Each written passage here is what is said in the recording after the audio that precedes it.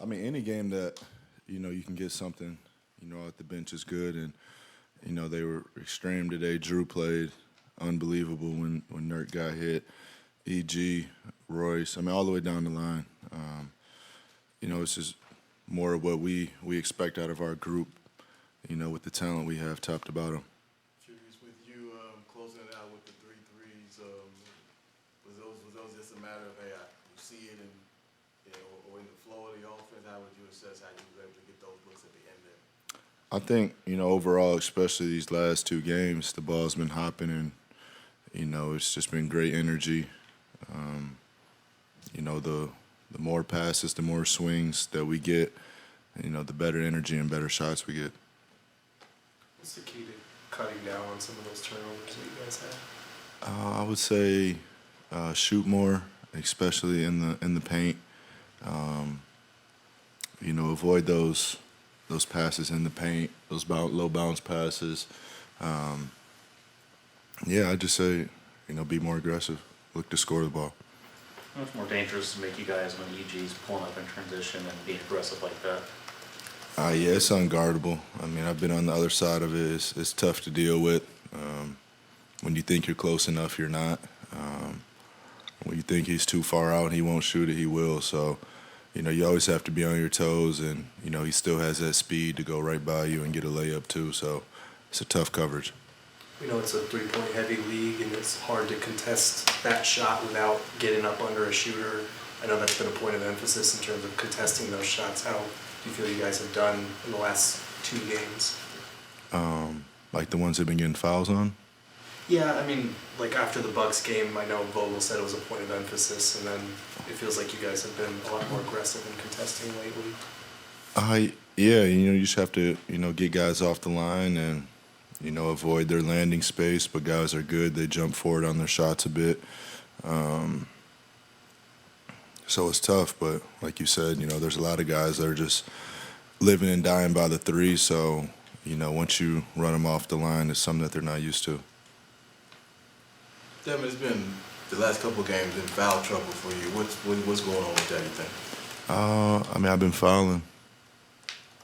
I mean, so you would say it was just strictly on you with that?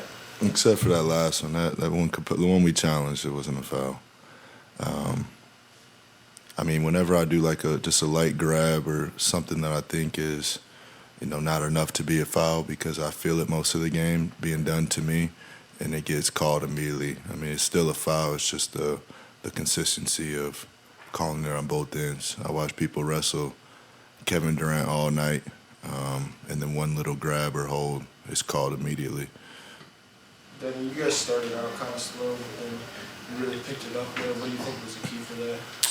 Just keep playing, understanding that, there's 4 quarters to a game. And, a lot of us have been in plenty of situations, especially with the modern NBA, and understanding no lead is, out of reach, especially with the firepower we have over here. So, I don't think anybody on our team was startled or phased. We just regrouped and continued playing, and it worked out well for us.